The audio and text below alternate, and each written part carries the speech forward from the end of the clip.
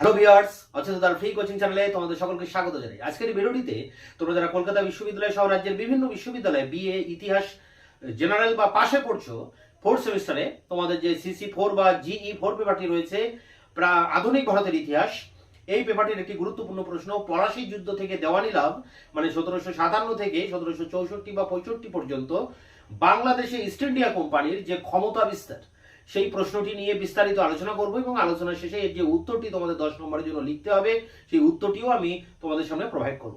তার আগে একটু বলে রাখি যে এই যে তোমাদের CC4 বা GE4 পেপারটি রয়েছে, এই পেপারটি যে সাজেশন, সেই সাজেশনও আমি আমার চ্যানেলে আপলোড করেছি, তোমরা সেই ভিডিওটি দেখে নেবে। তার লিংক এই ভিডিও ডেসক্রিপশন বক্সে দেওয়া থাকবে। এই কারণে দেখে নেবে যে তোমাদের যে সাজেশনটি আমি দিয়েছি, সেই সাজেশনের প্রত্যেকটি প্রশ্ন, প্রত্যেকটি 10 নম্বরের প্রশ্ন এবং 5 নম্বরের প্রশ্ন আমি একের পর এক ভিডিও লেকচার ক্লাসের মাধ্যমে তার উত্তরটি তোমাদের সামনে আমি হাজির করব। তা আজকে হিসাব মতো তোমাদের এটি দ্বিতীয় ক্লাস। এর আগে আমি সাজেশন দিয়েছি, আজকে মানে সেই হিসাবে এটা সেকেন্ড ক্লাস, তবে লেকচার ক্লাস হিসেবে এটি প্রথম ক্লাস। তা আজ থেকে শুরু হলো তোমাদের এই ফোর্থ সেমিস্টারের ইতিহাস জেনারেল পড়ানো। তা আজকের প্রথম প্রশ্ন, সাজেশনের প্রথম প্রশ্নটাই রয়েছে, এই প্রশ্নটাই একবার দেখে নাও। পলাশীর যুদ্ধ আমরা জানি 1757 হয় থেকে দেওয়ানি লাভ, দেওয়ানি লাভ কবে হয়? 1765 পর্যন্ত। তাহলে পলাশী থেকে দেওয়ানি পর্যন্ত ইংরেজ ইস্ট ইন্ডিয়া কোম্পানির আধিপত্য স্থাপন, অবশ্যই বাংলাদেশে আধিপত্য স্থাপন এবং তাকে কেন্দ্র করে সর্বভারতীয় স্তরে যে আধিপত্য স্থাপন, সেটা নিয়ে কিন্তু এই প্রশ্ন ভেরি ভেরি ইম্পর্টেন্ট। একেবারে প্রথমেই এক দাগে 10 নম্বরে এই প্রশ্নটি সাজেশনে দেওয়া আছে, তোমরা সাজেশনটি অবশ্যই দেখে নেবে। তাই এটি 10 নম্বর প্রশ্ন, আমরা এটা নিয়ে আলোচনা করব। এটা আলোচনা করব এই পয়েন্টগুলোর উপর বেস করে। দেখো, পলাশীর যুদ্ধ থেকে দেওয়ানি লাভ, এই যে টাইমটা 1757 থেকে 65, তো এই টাইমটার ভিতরে কিন্তু অনেকগুলো ঘটনা ঘটে বাংলাদেশে, যে ঘটনাগুলোর ভিতর দিয়ে এই ইংরেজদের আধিপত্য স্থাপিত হয়। তা প্রথমে আমরা কি দেখব যে যে ইংরেজ কোম্পানি বণিক হিসাবে ভারতবর্ষে এসেছিলেন, বাংলাদেশে এসেছিলেন এবং পরে তারা রাজত্ব করেন। তাহলে বণিকের মানদণ্ড রাজদণ্ডে পরিণত হলো, এটাই হচ্ছে মূল টাইটেল। তো এটা কিভাবে হলো সেটা নিয়ে দেখতে গেলে আমাদের একটু আগে ফিরে যেতে হবে। দেখো, ইংরেজ কোম্পানি ভারতে আসার পর যে মুঘল সম্রাট ফারুক শিয়ারের কাছ থেকে 1717 সালে একটি ফরমান লাভ করেন। 1717 সালের ফারুক শিয়ারের ফরমান, ভারতবর্ষের প্রেক্ষাপটে এই প্রথম কোন ফরমান তারা পাচ্ছেন, 1717 ফারুক শিয়ারের ফরমান। এবং আরো একটি বাদশাহী হিসাব ই হুকুম বলে আরেকটি ফরমান সূত্রে এই দুটি ফরমানকে একত্রিত করে তারা বাংলাদেশে 3000 টাকার বিনিময়ে বিনা শুল্কে বাণিজ্যের অধিকার পায়, যাকে আমরা দস্তক বলি। এই বাণিজ্যিক অধিকারের পাশাপাশি তারা বরিশার যে চৌধুরী পরিবার ছিলেন, সেই চৌধুরী পরিবারের কাছ থেকে কলকাতা, গোবিন্দপুর এবং সুতানুটি, এই 3টি গ্রাম তারা ক্রয় করেন, করে কলকাতা নগরীর পত্তন করেন। এছাড়া কোম্পানির সুবাদারের সম্মতিক্রমে আরো 38টি গ্রামের জমিদারি ক্রয় করেন। তো এগুলো তাদের একটা বেস তৈরি হয়ে যায়, তারা একটা শক্ত ভিত্তির উপরে তারা কিন্তু প্রতিষ্ঠিত হয়। এখানে একটা আধিপত্য স্থাপন করা, তাদের প্রথম এই জয়যাত্রা শুরু হয় এইগুলির ভিতর দিয়ে। বাংলায় বিনা শুল্কে বাণিজ্য অধিকার পাচ্ছে ফারুক শিয়ারের কাছ থেকে এবং কলকাতা নগরী স্থাপন করছে, কলকাতা, সুতানুটি এবং গোবিন্দপুরকে ক্রয় করে, এবং পাশাপাশি আরো 38টি গ্রাম তারা কিন্তু ক্রয় করছে। এইভাবে তারা আস্তে আস্তে কিন্তু বাংলা রঙ্গমঞ্চে এসে হাজির হচ্ছে। এরপরে আমরা যেটা দেখব যে প্রাক সিরাজ পর্বে কোম্পানি, সিরাজ উদ্দৌলার আগের ঘটনায় এখানে আলোচনা করতে হবে। তো সিরাজ উদ্দৌলার আগে কারা সিংহাসনে ছিলেন? আমরা জানি আলীবর্দী খাঁ ছিলেন, আলীবর্দীর নাতি ছিলেন সিরাজউদ্দৌলা। তার আগে সুজাউদ্দৌলা ছিলেন, মানে সুজাউদ্দিন ছিলেন, এবং তার আগে ছিলেন মুর্শিদ কুলি খাঁ।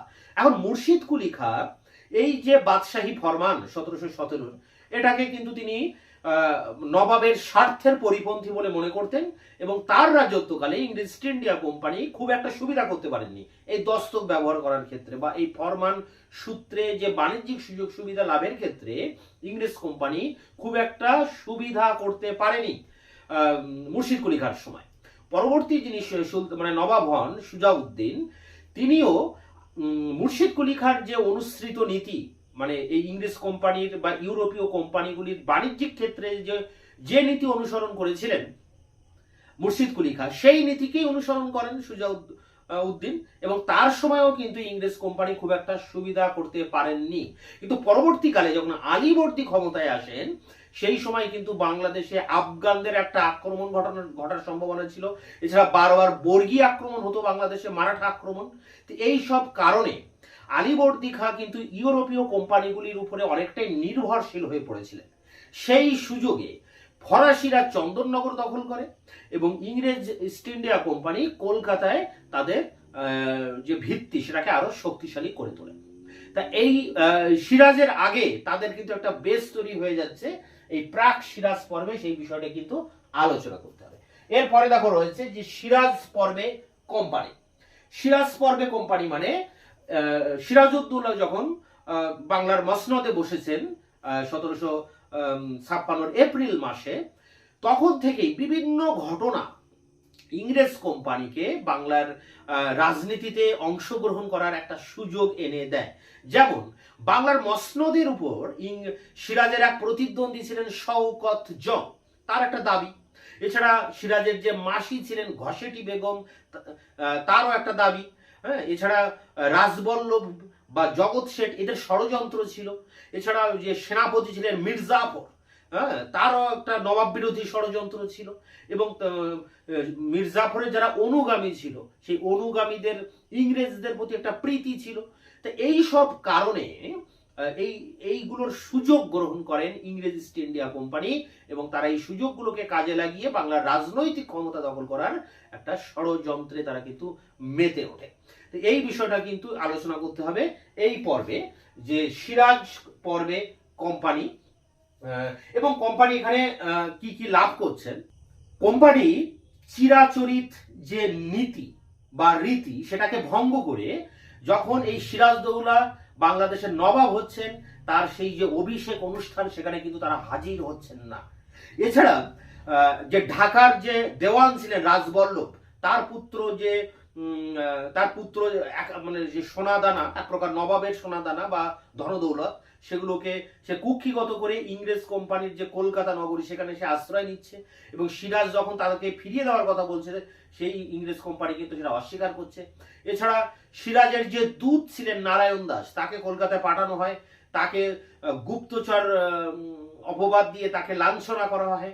হ্যাঁ, নানা কারণে সিরাজকে কিন্তু অপমান করা হচ্ছে, এবং সিরাজের আদেশ অমান্য করে এই ইংরেজ ইস্ট ইন্ডিয়া কোম্পানি কলকাতায় তারা দুর্গ স্থাপন করে এবং দুর্গের সংস্কার করতে থাকে।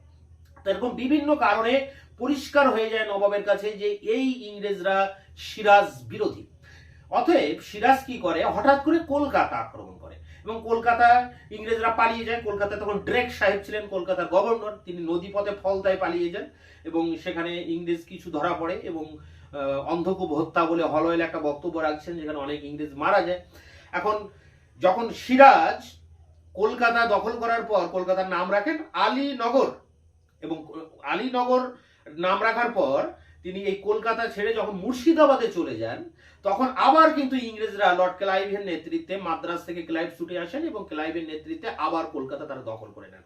তখন সিরাজ বুঝতে পারেন যে এই কোম্পানির সাথে একটা চুক্তি করা প্রয়োজন, তাই কোম্পানির সাথে একটা চুক্তি হয় আলীনগরের সন্ধি, এবং এই আলীনগরের সন্ধি সূত্রে স্থির হয় ইংরেজ ইস্ট ইন্ডিয়া কোম্পানি তার যে দস্তক বা যে ফরমান ছিল 1717 ফরমান, সেই ফরমান সূত্রে সমস্ত বাণিজ্যিক অধিকার তারা ভোগ করবে, এবং মুর্শিদাবাদের যে টাকশাল রয়েছে সেই টাকশাল মানে টাকা তৈরির যে ঘর, সেই জায়গা থেকে তারা সোনার উপর মুদ্রা তারা তৈরি করতে পারবে, এবং কলকাতায় তারা কলকাতাকে সুরক্ষিত করার ব্যবস্থা কিন্তু করতে পারবে।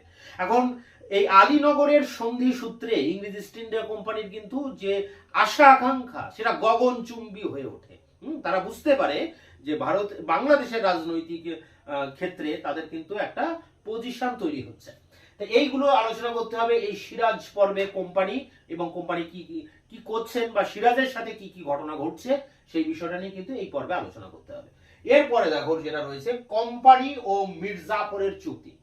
ইতিমধ্যে এই যে আলীনগরের সন্ধি হলো, আলীনগরের সন্ধি হওয়ার পর 1757 6 জুন ইংরেজ ইস্ট ইন্ডিয়া কোম্পানি সিদ্ধান্ত নিয়ে ফেলেন যে মুর্শিদাবাদের রাজদরবার থেকে সিরাজদৌলাকে হটিয়ে দেওয়া হবে এবং সেই জায়গায় তারই সেনাপতি মির্জাফরকে বসানো হবে। এ ব্যাপারে তারা একটা কংক্রিট ডিসিশন কিন্তু নিয়ে ফেলে ইংরেজ ইস্ট ইন্ডিয়া কোম্পানি, এবং সেই সূত্রে এই 6 জুন মির্জাফরের সাথে তারা একটা চুক্তি করে। সেই চুক্তি সূত্রে কি স্থির হচ্ছে যে মির্জাফরকে সিংহাসনে বসানো হবে নবাবের পরিবর্তে, এবং নতুন যে নবাব মানে মির্জাফর তিনি ইংরেজদের যত বাণিজ্যিক সুযোগ সুবিধা আছে সেগুলো সব মেনে নেবেন, এবং এই যে নবাব সিরাজউদ্দৌলা কলকাতা আক্রমণ করেছিলেন তার ক্ষতিপূরণ বাবদ 77 লক্ষ টাকা ইংরেজ কোম্পানিকে দেবেন মীর জাফর, এবং পাশাপাশি 24 পরগনা, মেদিনীপুর, বর্ধমান, চট্টগ্রাম এই সব জায়গাগুলোর ইজারা বা জমিদারি পুরোপুরিভাবে ইংরেজদের উপরে ছেড়ে দেবে। এছাড়া কলকাতায় ইংরেজরা সার্বভৌম ক্ষমতার অধিকারী হবেন। তো এরকম নানা রকম সুযোগ সুবিধা জনিত শর্ত এখানে কিন্তু রাখা হয়, এবং বাংলাদেশ থেকে মির্জাফর যে অন্যান্য যেসব কোম্পানিগুলো রয়েছে সেগুলোকে হটিয়ে দেবে, এগুলো কিন্তু ঘোষণা করে দেওয়া হয়। মানে এই চুক্তিতে ঠিক হয়। মির্জাফরের সাথে একটা গোপন চুক্তি হয় 6 জুন, 23 জুন পলাশির যুদ্ধ হয়, ঠিক তার আগে 6 জুন এই চুক্তিটা মির্জাফরের সাথে ইংরেজ ইস্ট ইন্ডিয়া কোম্পানি কিন্তু করে ফেলে। এরপর 6 জুনের এই ঘটনার পর ইংরেজ কোম্পানি খুব দ্রুত এবং তৎপরতার সাথে কয়েকটি কাজ করে ফেলে। কি কাজ? প্রথম যেটি ঘটে সেটি হচ্ছে যে লর্ড ক্লাইভ চন্দননগর, 6 জুনের পরে 13 জুন চন্দননগর দখল করে নেন। 27 জুন যে সিরাজউদ্দৌলার যে সেনাবাহিনী ছিল সেই সেনাবাহিনীকে পলাশির আম্র কারণে পলাশির যুদ্ধের মধ্য দিয়ে তাকে পরাজিত করে, এবং 29 জুন এই লর্ড ক্লাইভ নিজে হাতে করে মির্জাফরকে বাংলা সিংহাসনে বসিয়ে দেয়। এই 3টি ঘটনা কিন্তু ঘটায়। এরপর যে বিষয়টা নিয়ে আলোচনা করতে হবে, দেখো পলাশির যুদ্ধ। পলাশির যুদ্ধ হচ্ছে এবং পলাশির যুদ্ধের পর ইংরেজ কোম্পানির কি প্রাপ্তি হচ্ছে সেটি নিয়ে কিন্তু এই পয়েন্টটা আলোচনা করতে হবে। পলাশির যুদ্ধ ও কোম্পানির প্রাপ্তি, কোম্পানি কি পাচ্ছে। তা পলাশির যুদ্ধের পর আমরা জানি মির্জাফরকে সিংহাসনে বসানো হচ্ছে, এবং মির্জাফর ইংরেজ কোম্পানির প্রতিশ্রুত মতো 2,53,00,000 টাকা ইংরেজ কোম্পানিকে সে প্রদান করছে। এছাড়া ইংরেজ কোম্পানির যে বাণিজ্যিক সুযোগ সুবিধা সেগুলো বজায় থাকছে। এছাড়া এই পলাশির যুদ্ধের মধ্য দিয়ে বাংলাদেশের রাজনৈতিক ক্ষমতা অনেকটাই ইংরেজরা কিন্তু দখল করছে, এবং বাংলাদেশের এত যে টাকা পয়সা সে লাভ করছে ইংরেজ কোম্পানি, এর ফলে তার আর্থিক বুনিয়াদ অনেকটা শক্তিশালী হচ্ছে। এই অর্থ দিয়ে ইংরেজ কোম্পানি কি করছে যে দক্ষিণ ভারতে যেসব যুদ্ধ তারা করছিল এই ফরাসিদের সাথে, যেমন ইঙ্গো ফরাসি দ্বন্দ্ব অনেকগুলো আছে দক্ষিণ ভারতে তখন হয়, সেই সব যুদ্ধগুলো পরিচালনা করতে থাকে। এজন্য বলা হয় যে পলাশির যুদ্ধের মধ্য দিয়ে শুধুমাত্র বাংলাদেশে নয়, এই ইংরেজ ইস্ট ইন্ডিয়া কোম্পানি সারা ভারতবর্ষে আধিপত্য স্থাপন করার জন্য একটা পথ তৈরি করে ফেলে। তা এই পলাশির যুদ্ধের পর কিন্তু এই সব জিনিসগুলো বা এই সব সুযোগ সুবিধা, অর্থনৈতিক সুযোগ সুবিধা, রাজনৈতিক সুযোগ সুবিধা ইত্যাদি সুযোগ সুবিধা কিন্তু ইংরেজ ইস্ট ইন্ডিয়া কোম্পানি লাভ করতে থাকে, এবং উত্তরোত্তর তাদের এই চাহিদা আরো বাড়তে থাকে। এই বিষয়টা নিয়ে এখানে আলোচনা করতে হবে, পলাশির যুদ্ধ ও ইংরেজ কোম্পানি কি লাভ করছে। এরপর দেখো মির্জাফর ও কোম্পানি। মির্জাফর ও কোম্পানির এই পয়েন্টে কি আলোচনা করতে হবে, দেখো যে মির্জাফর ইংরেজ কোম্পানির প্রতিশ্রুত মতো যে টাকা, সেই টাকার অর্ধেকটা সঙ্গে সঙ্গে তাকে প্রদান করে দেয়, বাকি অর্ধেকটা 3 বছর ধরে একটা কিস্তির মাধ্যমে তাকে দেওয়া হবে বলে কোম্পানিকে দেবেন বলে মির্জাফর একটা প্রতিশ্রুতি দেন এবং সাময়িক নিষ্কৃতি পান। তবে মির্জাফর এই ইংরেজ কোম্পানির অনুগ্রহে সিংহাসনে বসেন, তাই ইংরেজ কোম্পানির বিরুদ্ধাচারণ করার মতো ক্ষমতা কিন্তু তার ছিল না। তাই বিভিন্নভাবে তিনি ইংরেজদের উপর নির্ভরশীল হয়ে পড়েন, এবং ইংরেজ কোম্পানি সেই সুযোগটাকে কাজে লাগিয়ে বাংলার রাজনীতির রঙ্গমঞ্চে উঠে আসতে থাকেন, এবং তাদেরও ক্ষমতা উত্তরোত্তর বাড়তে থাকে। এই সময় কয়েকটি ঘটনা ঘটে, যেমন মেদিনীপুরের রাজা রাম সিংয়ের বিদ্রোহ ঘটে, পূর্ণিয়া জেলার হজর আলীর বিদ্রোহ ঘটে, অচল সিংয়ের বিদ্রোহ ঘটে, এছাড়া পাটনায় রামনারায়ণের বিদ্রোহ ঘটে, এছাড়া শাহ আলম বাংলা বিহার আক্রমণ করেন, এছাড়া যে মারাঠা সেনাপতি শিব ভট্ট তিনি বাংলাদেশ আক্রমণ করেন। তো এইসব আক্রমণগুলোকে প্রতিহত করার জন্য মির্জাফর ইংরেজদের উপর নির্ভরশীল হয়ে পড়েন বিভিন্ন কারণে, এবং একটা সময় এই ইংরেজদের যে আর্থিক দাবি উত্তরোত্তর বাড়তে থাকায় মীর জাফর অনেকটা বীতশ্রদ্ধ হয়ে পড়ে।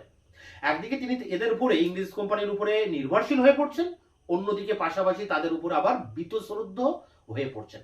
হলওয়েলের বলে একজন ইংরেজ কর্মচারীর যে পত্রাবলী, সেখান থেকে জানা যাচ্ছে যে এই বৃদ্ধ নবাব মানে মীর জাফর ইংরেজ কোম্পানির এই উত্তরোত্তর ক্ষমতা বৃদ্ধিতে ঈর্ষান্বিত হয়ে তাদেরকে বাংলা থেকে তাড়ানোর জন্য ওলন্দাজদের সাথে একটা ষড়যন্ত্র করেন। এই ষড়যন্ত্রের কথা কিন্তু জানতে পারে ইংরেজ কোম্পানি। তখন তারা ওলন্দাজদের সাথে একটা যুদ্ধ করে, বিদরার যুদ্ধ 1760-এ, এবং এই যুদ্ধে এই ওলন্দাজ কোম্পানি হেরে যায় এবং ওলন্দাজ কোম্পানিকে বাংলাদেশ থেকে তাড়িয়ে দেওয়া হয় এবং ইংরেজ কোম্পানির কাছে পরিষ্কার হয়ে যায় যে মীর জাফর এই ইংরেজ কোম্পানির দাবি মতো টাকা দিতে পারবে না। তাই তাকে হটিয়ে তার জামাতা মীর কাসিমকে সিংহাসনে বসানো হয়। তাহলে মীর জাফর ও কোম্পানি এই পর্বে কিন্তু এই বিষয়টাই আলোচনা করতে হবে। এরপরে দেখো মীর কাসিম পর্বে বাংলা ও কোম্পানি। এরপরে কে আসে ক্ষমতায়? মীর কাসিম। এবং মীর কাসিম ইংরেজ কোম্পানির যে প্রতিশ্রুত মতো যে অর্থ, সেই অর্থ দিতে গিয়ে রাজকোষ শূন্য করে ফেলছে। এছাড়া মেদিনীপুর, বর্ধমান, 24 পরগনা, চট্টগ্রাম, এই সব বড় বড় যেসব পরগনা, সেসব পরগনার ইজারাও কিন্তু লাভ করছে ইংরেজ কোম্পানি। এছাড়া দস্তকের অপব্যবহার করছে। এই সব কারণে রাজকোষে অর্থের সংকট দেখা দিচ্ছে মীর কাসিমের সময়। তাই মীর কাসিম কি করছেন? বাংলাদেশের যে রাজধানী মুর্শিদাবাদ থেকে তিনি মুঙ্গেরে নিয়ে যাচ্ছেন এবং সেখানে অস্ত্র কারখানা তৈরি করছেন, সেনাবাহিনীকে সুশিক্ষিত করছেন এবং সেনাবাহিনীতে ইউরোপীয় দুই সেনাপতি সমরু এবং মার্কার তাকে নিয়োগ করছেন, আধুনিক অস্ত্র কারখানা তৈরি করছেন, কারণ তিনি বুঝতে পারছেন যে ইংরেজ কোম্পানির সাথে তার বিরোধ আসন্ন, যুদ্ধ অবিলম্বে বাঁধবে এবং যুদ্ধ বাঁধছেও। সেই যুদ্ধগুলো বিভিন্ন জায়গায় যুদ্ধ হচ্ছে, যেমন কাটোয়া, গিরিয়া, উদয়নালা, সুতি, মুর্শিদাবাদ, এরকম বিভিন্ন জায়গায় কিন্তু যুদ্ধ বাঁধছে মীর কাসিমের সাথে ইংরেজ কোম্পানি। এবং সেই যুদ্ধে মীর কাসিম পরাজিত হচ্ছে, পরাজিত হয়ে বাংলাদেশ থেকে তিনি পালিয়ে যাচ্ছেন এবং পালিয়ে যাওয়ার কারণে বাংলার সিংহাসন ফাঁকা হচ্ছে, শূন্য হয়ে পড়ছে। এই সুযোগে ইংরেজ ইস্ট ইন্ডিয়া কোম্পানি এই বৃদ্ধ মীর জাফরকে এনে আবার সিংহাসনে বসাচ্ছে এবং যে দস্তকের মানে অপব্যবহারের জন্য মীর কাসিম যেসব ফরমান জারি করেছিলেন সেগুলো বাতিল করে দিচ্ছেন এই বৃদ্ধ নবাব মীর জাফরকে দিয়ে, এবং বাংলা যে সব সুযোগ সুবিধা ইংরেজ কোম্পানি ভোগ করছিল সেগুলোকে বহাল রাখা হচ্ছে। হ্যাঁ, এবার মূল কথা হচ্ছে এখানে ইস্ট ইন্ডিয়া কোম্পানি আবার তার ফর্মে ফিরে আসছে। মীর কাসিমের সময় যে সমস্যাটা কিছুটা তৈরি হয়েছিল, মীর কাসিম হটে যাওয়াতে বৃদ্ধ নবাব মীর জাফরকে সিংহাসনে বসিয়ে তার সময়ে কিন্তু সেই সব ক্ষমতা আবার ফিরে পাচ্ছেন ইংরেজ ইস্ট ইন্ডিয়া কোম্পানি। এরপর যে বিষয়টা আলোচনা করতে হবে, দেখো বক্সারের যুদ্ধ ও দেওয়ানি লাভ।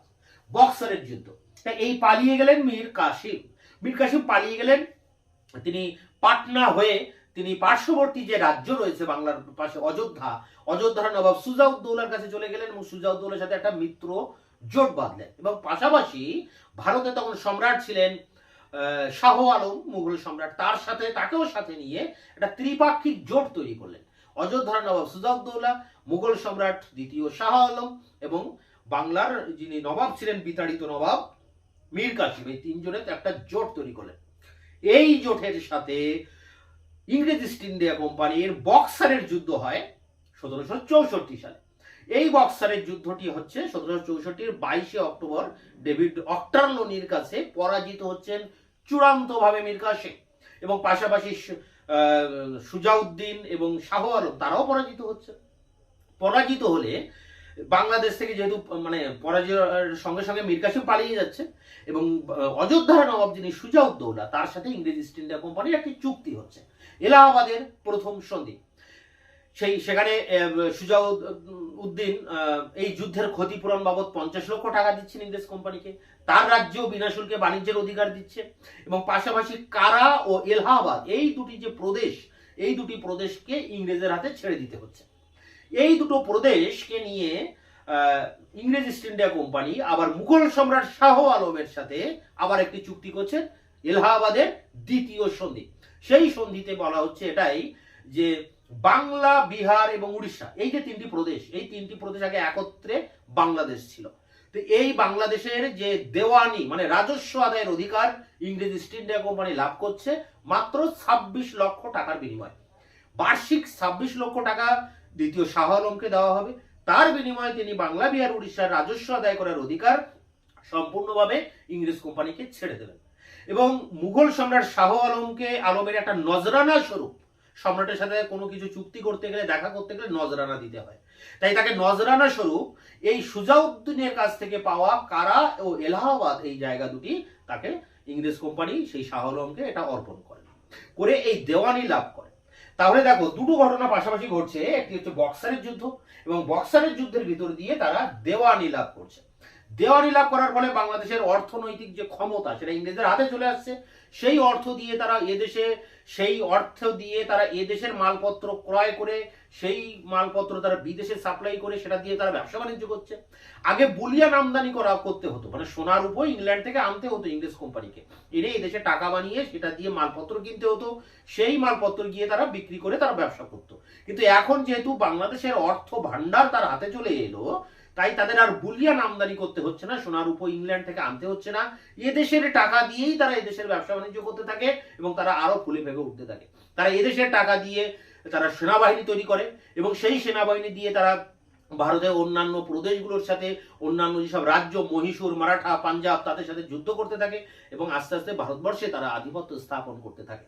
তাই র্যামসে মুর তার মেকিং অফ ব্রিটিশ ইন্ডিয়া গ্রন্থে বলছেন যে এই বক্সারের যুদ্ধের ভিতর দিয়ে ইংরেজ কোম্পানি বাংলাদেশে একটা চূড়ান্ত আধিপত্য স্থাপন করছে। এছাড়া যে আমাদের পিজে মার্শাল, তার new Cambridge history of India Bengal গ্রন্থে বলছেন যে আমরা যদি পিছন ফিরে তাকাই তাহলে দেখবো 1765 সালের এই যে দেওয়ানি লাভ, এই দেওয়ানি লাভ হচ্ছে মুঘল যুগ, অনেকদিন ধরে চলেছে ভারতবর্ষে মুঘল যুগ, আবার তারপরে এসছে ব্রিটিশ যুগ, সেটা আবার অনেকদিন ধরে চলেছে। এই ব্রিটিশ যুগ আর মুঘল যুগের মাঝখানে একটা টার্নিং পয়েন্ট, একটা জল বিভাজিকা হিসেবে কাজ করেছিল এই দেওয়ানি লাভ।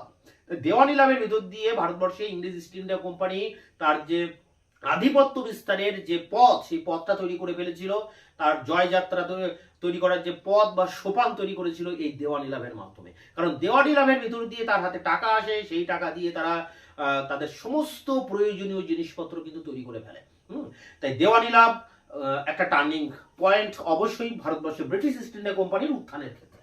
তাই দেখো, তাহলে পলাশির যুদ্ধ দিয়ে যেটা শুরু হয়েছিল সেটা সেই আধিপত্য স্থাপনের বীজ প্রথমে শুরু করেছিল ইংরেজ ইস্ট ইন্ডিয়া কোম্পানি পলাশি যুদ্ধের ভিতর দিয়ে, এবং তার চূড়ান্ত পরিণতি আসছে দেওয়ানি লাভের মধ্য দিয়ে। এই 1757 থেকে 1765 এই টাইমটার ভিতরেই কিন্তু ইংরেজ ইস্ট ইন্ডিয়া কোম্পানি বাংলাদেশে তাদের আধিপত্য স্থাপনকে পাকাপাকি ভাবে তৈরি করে ফেলে। পলাশির যুদ্ধ দিয়ে শুরু এবং দেওয়ানি লাভ দিয়ে শেষ। এখন এই নোটসটা তাহলে এই পয়েন্টের ভিতর দিয়ে আমরা আলোচনা করলাম। এখন এই বিষয়টা টোটাল এর নোটসটা 10 নম্বরে তোমাদের জন্য ইম্পর্টেন্ট, কিভাবে লিখবে এবং এই নোটসটা যে 10 নাম্বার মানে 500 ওয়ার্ডে লিখতে হবে, সেই নোটসটা কিভাবে তোমরা লিখবে সেই প্রত্যেকটা লাইন ধরে ধরে আমি এবার অন স্ক্রিনে আলোচনা করব। বিএ হিস্ট্রি অনার্স জেনারেল, এখানে অনার্স এই কারণে যে পরবর্তীতে তোমরা এখন যারা অনার্স পড়ছো সামনের সেমিস্টারে তোমাদের কিন্তু অনার্সে এই কোশ্চেন অ্যান্সারটি সামনে চলে আসবে, তাই অনার্স লেখা হয়েছে। জেনারেল মূলত এটা জেনারেলদের জন্য, 4th সেমিস্টার জিই সিসি 4। প্রশ্নমান 10-10-এর জন্য যে প্রশ্নটি করছো তোমরা, পলাশির যুদ্ধ 1757 থেকে দেওয়ানি লাভ 1765 লাভ পর্যন্ত ইংরেজ ইস্ট ইন্ডিয়া কোম্পানির আধিপত্য বিস্তার সম্পর্কে লেখো। এর উত্তরটি তোমরা লিখবে, সুবা বাংলায় বণিকের মানদণ্ড রাজদণ্ডে পরিণত হওয়ার প্রেক্ষাপটটি সবিশেষ ঘটনাবহুল। মানে অনেকগুলো ঘটনার মধ্যে দিয়ে এই পরিবর্তনটা আসছে, বণিকের মানদণ্ড রাজদণ্ডে পরিণত হচ্ছে। বাদশাহ ফারুক শাহের ফরমান মানে 1717 এবং পৃথক এক বাদশাহী হাসব ই হুকুম সূত্রে ইংরেজ কোম্পানি বার্ষিক 3000 টাকার বিনিময়ে বাংলার বিনা শুল্কে বাণিজ্যের অধিকার লাভ করে। ফরমান লাভের পর কোম্পানি বরিশার চৌধুরী পরিবারের কাছ থেকে কলকাতা গোবিন্দপুর ও সুতানুটি জমিদারি কিনে ফেলে। এছাড়া কোম্পানি সুবাদারের সম্মতি সাপেক্ষে 38টি গ্রাম কেনারও অধিকার পেয়ে যায়। ফরমানে আরও বলা হয় যে মাদ্রাজের টাকশালে কোম্পানির মুদ্রা সমমূল্যে বাংলায় চালু থাকবে এবং কোম্পানি মুর্শিদাবাদের টাকশালে স্বর্ণ ও রৌপ্য মুদ্রা তৈরি করে নিতে পারবে। এই ছিল ফার্স্ট প্যারা। এরপর সেকেন্ড প্যারা দেখো, পয়েন্ট আসছে প্রাক সিরাজ পর্বে কোম্পানি। তোমরা পয়েন্ট করেও লিখতে পারো, পয়েন্ট না করেও কিন্তু লিখতে পারো। মানে এই নোটসটার ক্ষেত্রে পয়েন্টস লিখলে ভালো, একটা পাঠে পাঠে করে এটা আলোচনা করতে হবে। নবাব মুর্শিদ কুলি খান 1717 খ্রিস্টাব্দে ফরমানটিকে বাদশাহী স্বার্থের পরিপন্থী বলে গণ্য করেন। তার আমলে কোম্পানির দস্তকের সুবিধাটিকে পুরোপুরি কাজে লাগাতে পারেনি। নবাব সুজাউদ্দিন কোম্পানির বাণিজ্য সম্পর্কে মুর্শিদ কুলি খানের অনুসৃত নীতি গ্রহণ করেন। তিনি কোম্পানির শুল্কমুক্ত বাণিজ্যের বিরোধী ছিলেন, কিন্তু আফগান আতঙ্ক, ক্রমাগত বর্গীয় অভিযান প্রভৃতি কারণে নবাব আলীবর্দী ইউরোপীয় কোম্পানিগুলির উপর নির্ভরশীল হয়ে পড়েন। এই সুযোগে ইংরেজ কোম্পানি কলকাতায় এবং ফরাসি কোম্পানির চন্দননগরে নিজ নিজ শক্তি বৃদ্ধি করে। উল্লেখ্য, এই সময় ইংরেজ কোম্পানি অতি সতর্কভাবে সুবা বাংলায় রাজ্যের মধ্যে রাজ্য স্থাপনের বিষয়ে তৎপর হয়। পরের পয়েন্ট দেখো কি বলা হয়েছে। সিরাজ পর্বে কোম্পানি। মসনদে সিরাজদৌল্লা আসীন হওয়ার কালে এপ্রিল 1756 থেকে বাংলায় রাজনৈতিক ঘটনাবলী ইংরেজ কোম্পানিকে প্রত্যক্ষভাবে রাজনীতিতে অংশগ্রহণের বিষয়ে উৎসাহিত করে। বাংলায় মসনদের উপর শওকত জঙ্গের দাবি, ঘসেটি বেগম, রাজবল্লভ জগৎ শেঠ প্রভৃতি ষড়যন্ত্র এবং মির্জাফর গোষ্ঠীর ইংরেজ প্রীতি ও নবাব বিরোধিতায় ইংরেজ কোম্পানিকে প্রভূত রাজনৈতিক পরিস্থিতি কাজে লাগানোর সুযোগ করে দেয়। কোম্পানি চিরাচরিত প্রথা ভঙ্গ করে সিরাজের অভিষেক অনুষ্ঠানে অনুপস্থিত থাকে। কোম্পানি ঘসেটি বেগমের দেওয়ান রাজবল্লভের পুত্র কৃষ্ণদাসকে ঢাকায় কোষাগারের ধনরত্ন সহ কলকাতায় আশ্রয় দেয়। কোম্পানি নবাবের দূত নারায়ণ দাসকে গুপ্তচর অজুহাতে লাঞ্ছনা করে। কোম্পানির এই কাজগুলি তার কলকাতায় সার্বভৌম হয়ে ওঠার অভিপ্রায়টি ব্যক্ত করে। ইতিমধ্যে কোম্পানির নবাব বিরোধিতা ও ষড়যন্ত্রপূর্ণ আচরণের কথা প্রকাশ হয়ে যায় এবং কোম্পানি কলকাতায় দুর্গ নির্মাণ বন্ধ করা সংক্রান্ত নবাবের নিষেধাজ্ঞা অমান্য করে। সে কারণে নবাব কলকাতা আক্রমণ করেন। আলীনগরের সন্ধিক্রমে 6 ফেব্রুয়ারি 1757 সিরাজ কোম্পানিকে বাংলায় বাণিজ্য সংক্রান্ত ফরমানলব্ধ সমূহ সুবিধা ভোগের অধিকার ফিরিয়ে দেন এবং কলকাতাকে সুরক্ষিত করার অনুমতি দেন। আলীনগরের সন্ধি কোম্পানির রাজনৈতিক উচ্চাভিলাষকে গগনচুম্বী করে তোলে। এখন থেকে কোম্পানি মির্জাফর প্রমুখ নবাবের সেনানায়কদের নবাব তৈরি করার কারিগরের ভূমিকায় অবতীর্ণ হয়। পরের পয়েন্টস দেখো। কোম্পানি মির্জাফর চুক্তি। 1757 6 জুন কোম্পানি নবাব সিরাজদৌল্লাকে উৎখাত করে মির্জাফরকে বাংলায় নবাব করার সিদ্ধান্ত নেয়। এই সূত্রে সম্পাদিত চুক্তিক্রমে স্থির হয়, 1 মির্জাফর নবাব হয়ে ফরাসি কোম্পানিকে বাংলা থেকে তাড়িয়ে দেবেন। 2 সিরাজের কলকাতা আক্রমণজনিত ক্ষতির জন্য কোম্পানিকে ক্ষতিপূরণ বাবদ 77 লক্ষ টঙ্কা দেবেন। 3 কোম্পানির ফরমানলব্ধ বাণিজ্যিক সুবিধা ভোগের ক্ষেত্রে নতুন নবাব কোনো অন্তরায় সৃষ্টি করবেন না। 4 কোম্পানি কলকাতায় সার্বভৌম অধিকার ভোগ করবে। 5 কলকাতা থেকে কুলপি পর্যন্ত বিস্তীর্ণ ভূখণ্ডে কোম্পানির জমিদারি আধিপত্য প্রতিষ্ঠিত হবে। 6 জুনের চুক্তির পর কোম্পানি বিশেষ সতর্কতা তৎপরতার সঙ্গে নিম্নলিখিত কাজগুলি সম্পন্ন করে। প্রথম 13 জুন ক্লাইভ চন্দননগর অধিকার করেন। 27 জুন সিরাজের বাহিনী কোম্পানির কাছে পরাজিত হয়। 3 নম্বর 29 জুন ক্লাইভ মির্জাফরকে হাতে ধরে মুর্শিদাবাদের মসনদে বসিয়ে দেন। পরের পয়েন্ট, পলাশী যুদ্ধ কোম্পানির প্রাপ্তি। মসনদে আসীন হয়ে মির্জাফর চুক্তিমতো কোম্পানির হাতে 2 কোটি 53 লক্ষ টাকা তুলে দেয়। নতুন ব্যবস্থা অনুসারে 24 পরগনার এক বিস্তীর্ণ ভূখণ্ড কোম্পানির জমিদারি অন্তর্ভুক্ত হয় এবং নতুন নবাব বাংলায় বাণিজ্য সংক্রান্ত কোম্পানির সমূহ দাবি মেনে নেন। পলাশী যুদ্ধ জয় এবং মসনদে মির্জাফরের আসীন হওয়ার সূত্রে বাংলায় ব্রিটিশ প্রাধান্য বাণিজ্য দৃঢ় ভিত্তির উপর প্রতিষ্ঠিত হয়। কোম্পানির আর্থিক সচ্ছলতা বহুগুণ বেড়ে যায়। এখন থেকে বাংলার অর্থের উপর ভর করে কোম্পানি অন্যান্য স্থানে বিশেষ করে দাক্ষিণাত্যে যুদ্ধ বিগ্রহের কাজ চালাতে থাকে। এ কারণে বলা হয়েছে পলাশীর যুদ্ধ শুধুমাত্র বাংলায় ব্রিটিশ সাম্রাজ্যের সূচনা করেনি, এই যুদ্ধ সূত্রে ভারতেও ব্রিটিশ সাম্রাজ্য স্থাপনের পথ তৈরি হয়ে যায়। বস্তুত পলাশীর যুদ্ধ কোম্পানির আর্থিক ক্ষমতা এবং সাম্রাজ্যবাদী তৎপরতা বাড়িয়ে দেয়।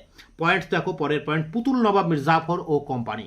মসনদে বসে মির্জাফর কোম্পানিকে চুক্তিকৃত অর্থের অর্ধেক দাবি মিটিয়ে দেন এবং অবশিষ্ট অর্ধেক 3 বছরের সমান কিস্তিতে মিটিয়ে দেওয়ার অঙ্গীকার করে সাময়িক নিষ্কৃতি পান। উল্লেখ্য, কোম্পানির অনুগ্রহে মসনদ লাভ করে কোম্পানির বিরুদ্ধাচরণ করা তার পক্ষে সম্ভব ছিল না।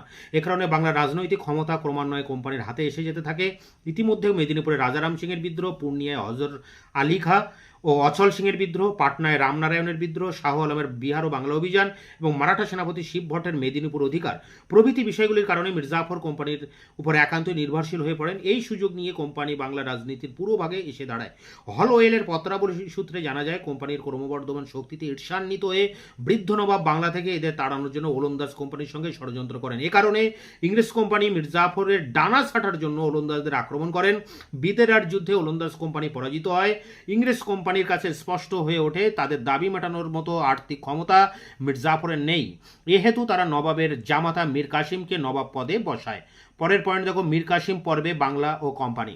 কোম্পানিকে প্রতিশ্রুত অর্থ দিতে গিয়ে মীর কাসিম বাংলার রাজকোষ প্রায় শূন্য করে ফেলেন, অথচ দস্তকের অপব্যবহার হতে থাকায় এবং মেদিনীপুর, বর্ধমান ও চট্টগ্রাম কোম্পানির ইজারাভুক্ত হয়ে যাওয়ায় রাজকোষে সংকট বাড়ে। এমত অবস্থায় কোম্পানির সঙ্গে নবাবের বিরোধ অনিবার্য হয়ে ওঠে। নানা অজুহাতে কোম্পানি নবাবের বিরুদ্ধে যুদ্ধে নেমে পড়ে। নবাবের বাহিনী একে একে কাটোয়া, মুর্শিদাবাদ, গিরিয়া, সুটি, উদয়নালা ও মুঙ্গেরের যুদ্ধে পরাস্ত হয়। শেষ পর্যন্ত নবাব পাটনা হয়ে অযোধ্যা গিয়ে নবাব সুজাউদ্দৌলা ও শাহ আলমের সঙ্গে কোম্পানি বিরোধী এক জোট গঠন করেন।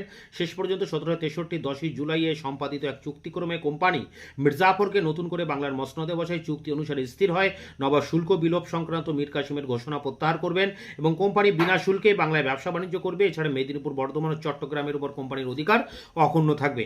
এবার শেষ পয়েন্ট দেখো, বক্সারের যুদ্ধ 1765 ও কোম্পানির দেওয়ানি লাভ। এ পয়েন্টে কি বলা হচ্ছে দেখে নাও।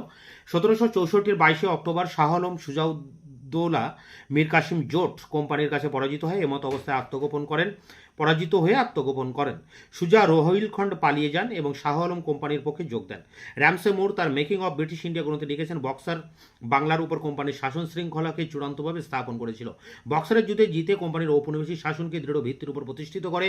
বক্সারের যুদ্ধে বাংলার শেষ স্বাধীনচেতা নবাব মীর কাসিমের পরাজয় ঘটায়। ব্রিটিশ শক্তিকে বাধা দেওয়ার মতো আর কোনো শাসক রইল না। ফলে বাংলায় কোম্পানির আধিপত্য প্রতিষ্ঠার পথ নিষ্কণ্টক হয়। অযোধ্যার নবাব সুজাউদ্দৌলা কোম্পানির অনুগত হন এবং নাম সর্বস্ব মোগল বাদশাহ কোম্পানির দয়ার উপর নির্ভরশীল হয়ে পড়েন। ফলে সমগ্র উত্তর ভারত জুড়ে কোম্পানির আধিপত্যের সূচনা ঘটে। স্যার আলফ্রেড লায়ালের মতে এই যুদ্ধের ফলে ইংরেজ শক্তি উত্তর ভারতে অনুপ্রবেশ করতে সক্ষম হয়। বক্সারের যুদ্ধে জয়লাভের পর বাংলায় বাণিজ্য অর্থনীতির উপর ইস্ট ইন্ডিয়া কোম্পানির একচেটি আধিপত্য প্রতিষ্ঠিত হয়। বাংলায় কোম্পানির অবাধ অর্থনৈতিক লুণ্ঠন শুরু হয়। বক্সারের যুদ্ধে চরম পুরস্কার রূপে east India company Bangla, Bihar, উড়িষ্যার দেওয়ানি লাভ করেছিল। দেওয়ানি লাভ করে কোম্পানি আইনানুগ স্বীকৃতি পেয়েছিল। ব্রিটিশ ইস্ট ইন্ডিয়া কোম্পানি দেওয়ানি লাভ করে ভারতে পরবর্তী 150 বছরের রাজত্ব কায়েম রাখার রাস্তা তৈরি করেছিল। P J. Marshall The New Cambridge History of India Bengal গ্রন্থে বলছেন, পিছন ফিরে দেখলে 1765 খ্রিস্টাব্দে কোম্পানির দেওয়ানি লাভকে বাংলায় মুঘল যুগ ও ব্রিটিশ যুগের বিভাজিকা চিহ্ন বলে মনে হয়। তাই এখানে দেখো অনেকগুলো মেন যেসব ঐতিহাসিকদের নাম আছে তাদের তলায় কিন্তু আন্ডারলাইন করা আছে। তোমরাও কিন্তু পরীক্ষার খাতাতেও এরকমভাবে আন্ডারলাইন করবে। আর এখানে প্রায় 6-7টা পয়েন্টের উপর ভিতর দিয়ে এই নোটসটাকে তুলে ধরা হয়েছে। এখানে 100 ওয়ার্ড বেশি আছে, 100 কি 150 ওয়ার্ড বেশি আছে, 500 ওয়ার্ডের জায়গায় এখানে 600 ওয়ার্ড আছে। তোমরা এই নোটসটাই মুখস্থ করবে, কিন্তু পরীক্ষার সময় লেখার সময় তোমাদের কিন্তু কিছু ওয়ার্ড বাদ যাবে। তাই নোটসটা যথেষ্ট পারফেক্ট নোট আছে এবং খুব গুণমানের সমৃদ্ধ। নোটটা তোমরা কালেক্ট করে এটা পরীক্ষার জন্য প্রস্তুতি নাও। এটা কিন্তু একেবারে ভেরি ইম্পর্টেন্ট প্রথমেই রয়েছে। তোমাদের বাকি যেসব প্রশ্নগুলো রয়েছে সাজেশনের প্রত্যেকটি আমি একের পর এক ভিডিও লেকচার ক্লাসের ভিতর দিয়ে তোমাদের সামনে আমি এর উত্তরগুলি এবং তার ব্যাখ্যা ডিসকাস সহ তোমাদের সামনে তুলে ধরবো। তাই আমার চ্যানেলটিকে অবশ্যই তোমরা সাবস্ক্রাইব করবে, তোমাদের জন্য ভীষণ হেল্পফুল হতে চলেছে এবং বন্ধুদের কাছে তোমরা শেয়ার করবে।